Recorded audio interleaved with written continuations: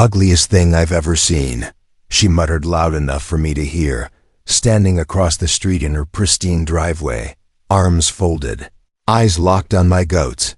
I was loading hay into the back of my trailer, paused, let the insult hang. In the morning air like the fog around the fence line. "You talking about the goats?" I asked, calm. "No," she snapped. "The entire property. It's a disgrace. This is a luxury neighborhood. People walk their children here." I didn't respond, just tightened the strap on the hay bale and shut the tailgate. Next day, a flyer showed up in my mailbox.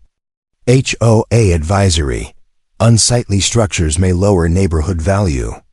I'm not even in the HOA. My property line ends where their jurisdiction begins. But Clarissa Hawthorne, aka the self-proclaimed drama lady, didn't care about rules. She cared about image. And my old white barn, gravel driveway, and animal pens didn't match her manicured shrubs and French windows. 2 days later, someone dumped a bag of mulch over my fence. The next morning, my compost bins were overturned. Then came the petitions. Clarissa went door to door trying to get the city to reevaluate my land status.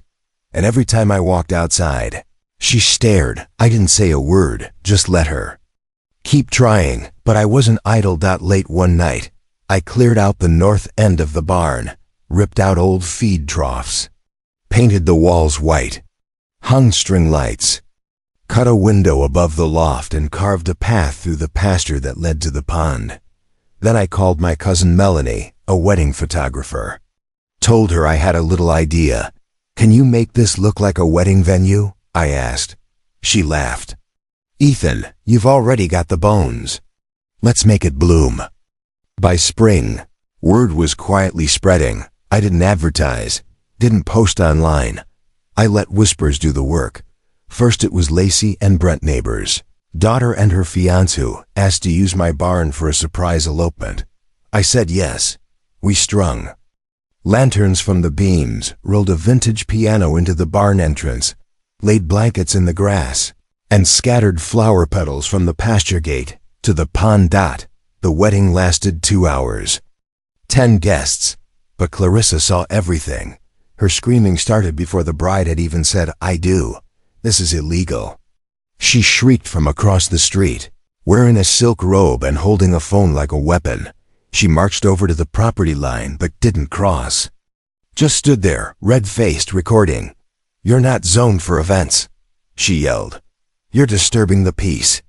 I walked up with a gentle smile and held up a paper. "City permit. Event license. Approved." Her mouth opened, closed, opened. "Again, you think this is funny?" She hissed. "No ma'am," I said. "I think it's beautiful." By June, the farm was booked every Saturday and Sunday, sometimes Friday nights. I hosted weddings, anniversary dinners, engagement shoots. The brides loved the barn. The grooms loved the open skies. The vendors loved the space. The photographers, they adored the pond and wildflowers. Clarissa? She doubled down. She left fake reviews online under burner accounts. She called the county 3 times claiming excessive livestock activity. She even hired a drone to fly over one of the ceremonies, but every time she tried to shut me down. I had paper to prove she COULDN, single quotes T. One night, she cornered me at the gas station. "You're ruining the neighborhood," she said through clenched teeth. I smiled. Funny, I thought I was making dreams come true. She slammed her car door and peeled off. I didn't see her for a few weeks after that. Thought maybe she'd finally backed off. Then came the email. Someone anonymously reported me to the fire marshal.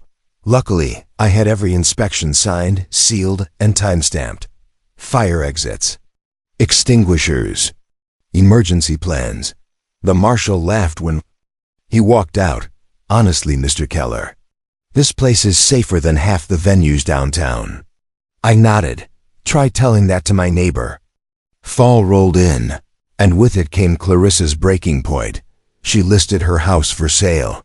The real estate agent stood out front holding a clipboard. when a wedding reception kicked off at 4:30 p.m. sharp. Live band, food trucks, string lights, confetti cannons.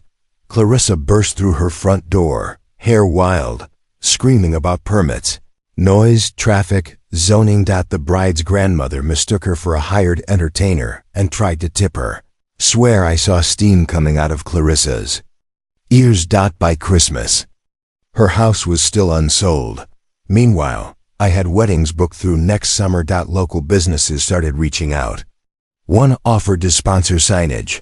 Another wanted to cater every Saturday. The mayor's niece booked for May. And as I watched Clarissa finally load the last suitcase into a moving truck, I walked over with a mason jar of cider. Thought you might like a send-off, I said. She didn't take it, just stared at the barn glowing across the field. You're a menace, she muttered. I raised the jar. Two ugly things. That bloom.